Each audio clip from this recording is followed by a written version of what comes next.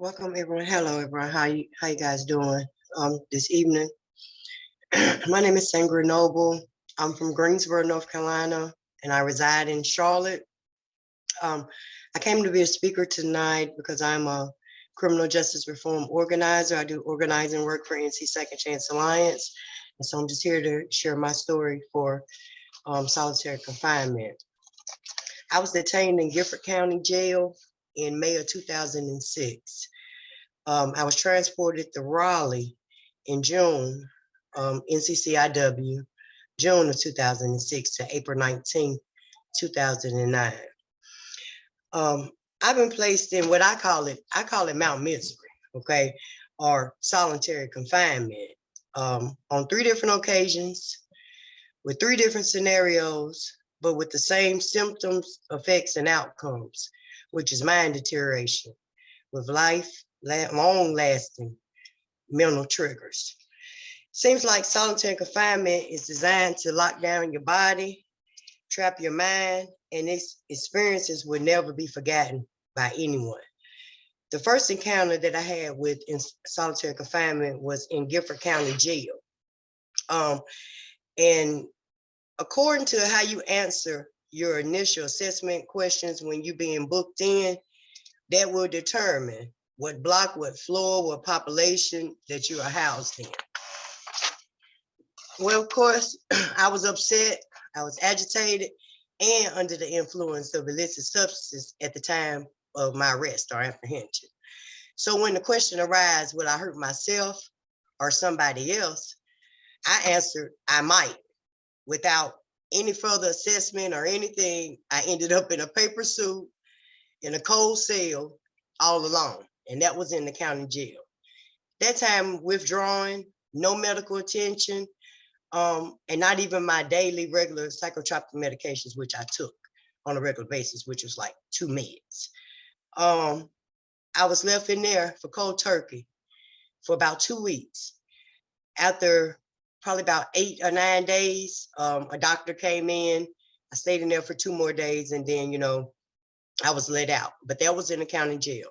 But what I get at to say, I really didn't want to hurt myself or anyone else. And those statements, they was made, in fear of me being incarcerated. I had never been incarcerated, and I knew that I was getting ready to go to prison. So, I just said something. And I feel like that if there had been further assessment or a more professional staff person, they would have recognized that this lady not gonna hurt anyone. And, just not just throw people in there as soon as they say that statement. It needs to be further assessment done. The second time was a 32-day stay at Mount Misery as a disciplinary action. This stay was deadly. It was life-threatening, and it was unethical. I was transported from Raleigh to Troy prison to complete a 30-day sentence due to the population in Raleigh being crowded. They transported me out. I was placed in a cold box, 1 thin blanket, no pillow, 1 stained up sheet, and 1 lumpy little mat, probably about that thin, in a small room, smaller than a bathroom, with just a little light. I stayed in there for about 2 weeks. I didn't go outside for that hour. I didn't get to go wash. And I complained. I complained about how cold it was in there. I'm anemic. And NCCIW has that on file, that I'm anemic. So I should have had about 2 blankets. I should have had about 2 suits on, but I didn't have any of that. Results was, on the 20th day of me being in lockup, I caught pneumonia.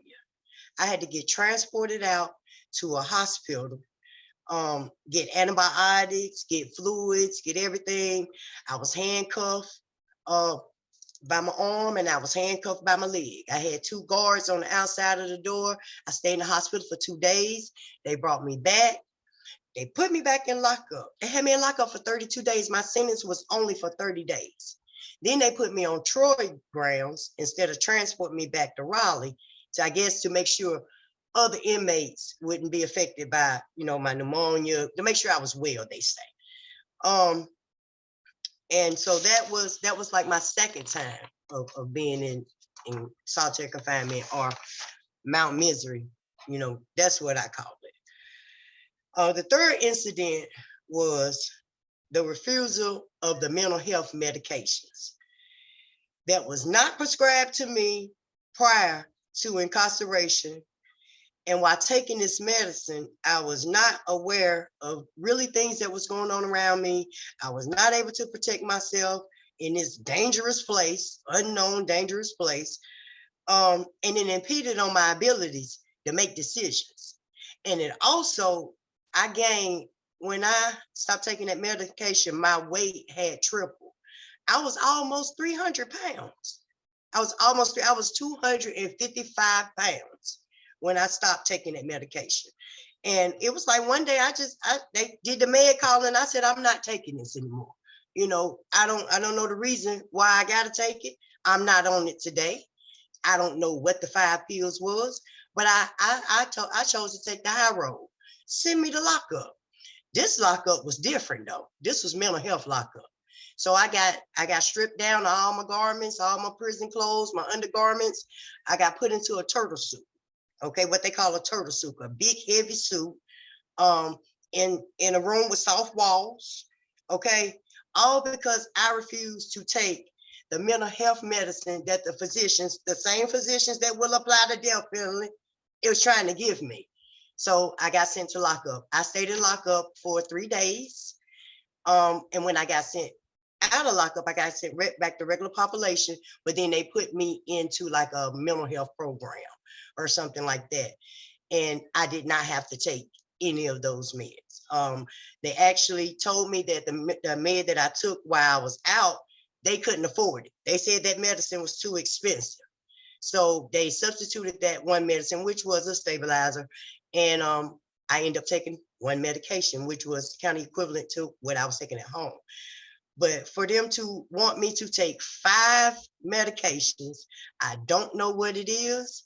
It made me, I took them to the point to where I got tired of it and said, I don't know how they know who I am in here. People that come in here from the streets that know me from back home know that this is not me. I'm wandering around, it's not safe. You can't protect yourself. And there was no need for those medications. So the prognosis for me it's fair, but it's triggering. When I hear the word solitary confinement, I'm instantly in one of those cells.